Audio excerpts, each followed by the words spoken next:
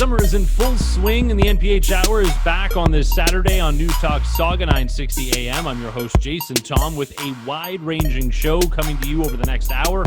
Boise State University guard Abu Kajab will join us a little later, as will retired player Michael Linklater, who will help me shed some light on why so many correctly decided that this Canada Day was not one for celebration, but rather for reflection on a truth that this country has been able to hide for so long. In a segment that's incredibly important to share, especially for our youth who may have Indigenous classmates, teammates, or opponents on the basketball court, on what they can do to ensure that those kids feel welcomed and valued both in life and in the sporting world. I hope you stay tuned for that educational and informative discussion a little bit later. But we start off the show with some education and information on the Canadian men's national team front as I welcome in North Pole Hoops lead scout Efe Ashakah to talk about a big month for Canada basketball on a few fronts. Let's start with the senior men's national team with 2 wins under their belt, now just 2 wins away from winning the Olympic qualifier in Victoria, British Columbia, and joining our women's team at the upcoming Olympic Games. Efe, Game 1 versus Greece started off poorly for a team that had 0 exhibition games before the tournament, but head coach Nick Nurse changed things up at halftime of that game. That not only turned around that contest, but also rolled into Game 2 as well. Yeah, Game 1, first half, I thought we just started off a little bit slow. I think guys were trying to get a feel of certain role definition, where they needed to be on the offensive and defensive end. But the second half, I thought Nick Nurse made a good adjustment of just going small, letting our guys use their athleticism on the defensive end and force turnovers. Get Lou running downhill, get RJ running downhill, get Andrew running downhill, let Corey do his thing kind of with the outlet passes and so forth. Just use our athleticism. And we were able to show we were just a different class of team in the second half of Game 1 versus Greece and then Game 2 with China.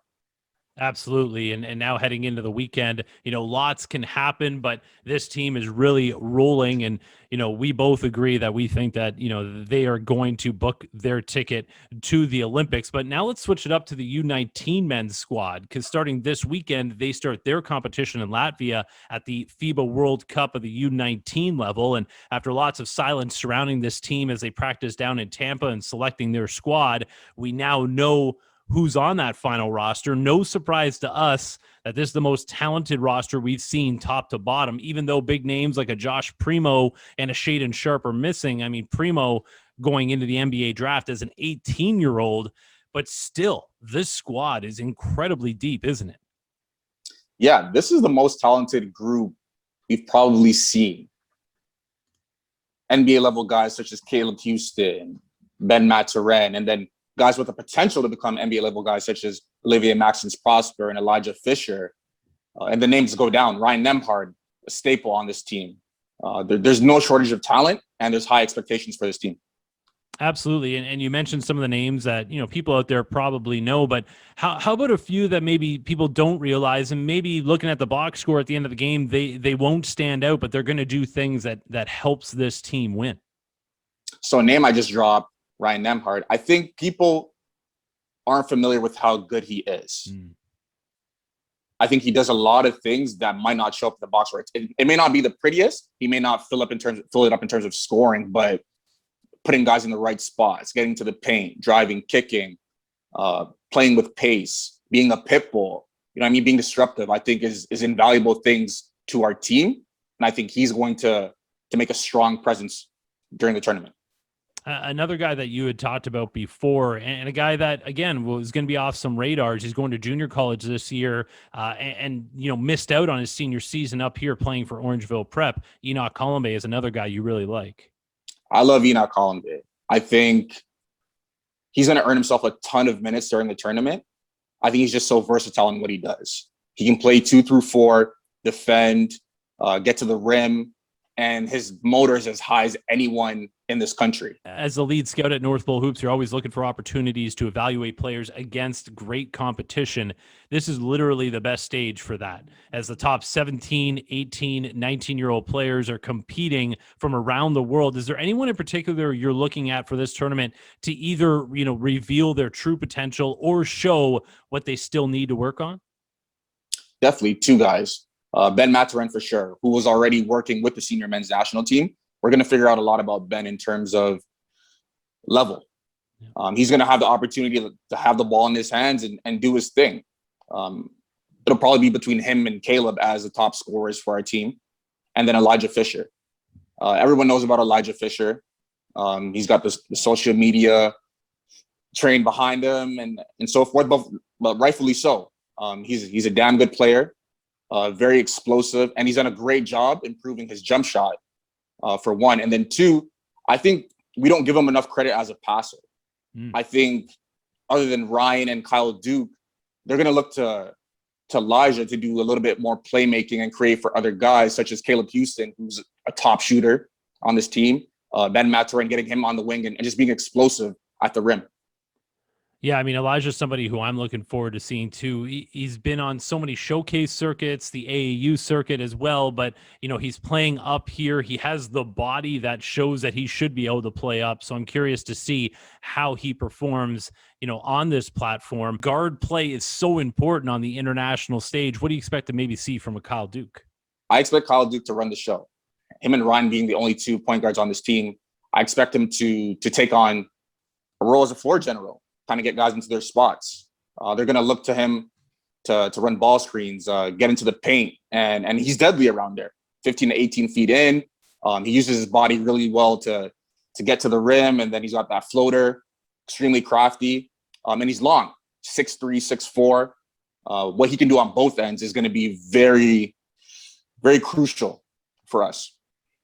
I've been able to cover the program for over a decade, and the one thing that's always been missing for Canada basketball in general is size, but this team has an embarrassment of riches when it comes to that position. A number of guys just under 7 foot, and then you have Zach Edey, who's over 7 foot at 7'4".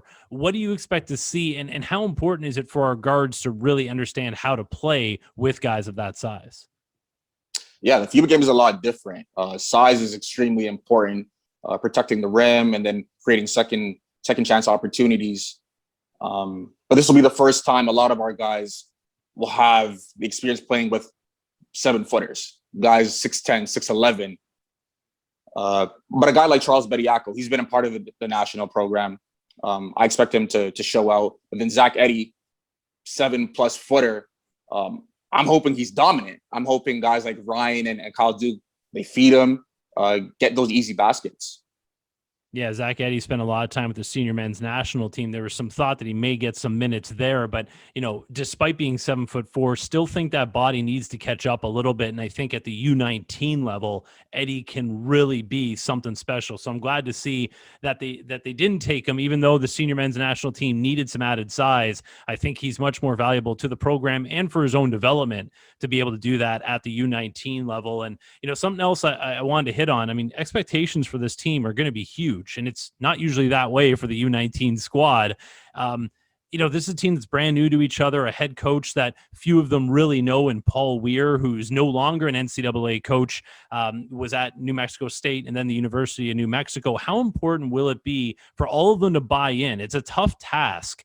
Some guys are already in the NCAA, some about to start their college careers, others still in high school, and none of them have really played with each other. This is a lot to bring together in a short period of time. And head coach Paul Weir's the guy. Were you a little surprised by that decision? Yeah. We have all eyes on us right now on both sides, men and women. So for the U19 team, Paul Weir, who's not really a familiar face or name to the community, I think was a really interesting decision. I would love to know what went into that thought process. But again, like you mentioned, guys like Ben Maturin, Olivier Maxence Prosper, Elijah Fisher, this is their first time playing on this kind of stage. And to bring that in with a coach who isn't familiar with these guys, it's like, okay, how are they going to respond to different coaching tactics? How is he going to manage egos? What is the game plan going to look like? How are guys going to take maybe not being in the rotation as much as they should? There's a lot of questions that remain to be answered, and I'm looking forward to it. Yeah, I mean, we all are. It's going to be great to watch, and all the games, you can stream them on YouTube. Efe Ashakah becoming a mainstay here on the NPH Hour with his in-depth analysis about the upcoming generation of Canadian basketball players. You can follow Efe on Twitter at ESHA Efe, thanks once again for coming on and sharing some knowledge with us. Appreciate it as always, JT. What also makes this U19 World Championship so much more interesting is that back in 2017, it was Canada that really shocked the world by knocking off the United States in the semifinals on their way to winning their first ever gold medal.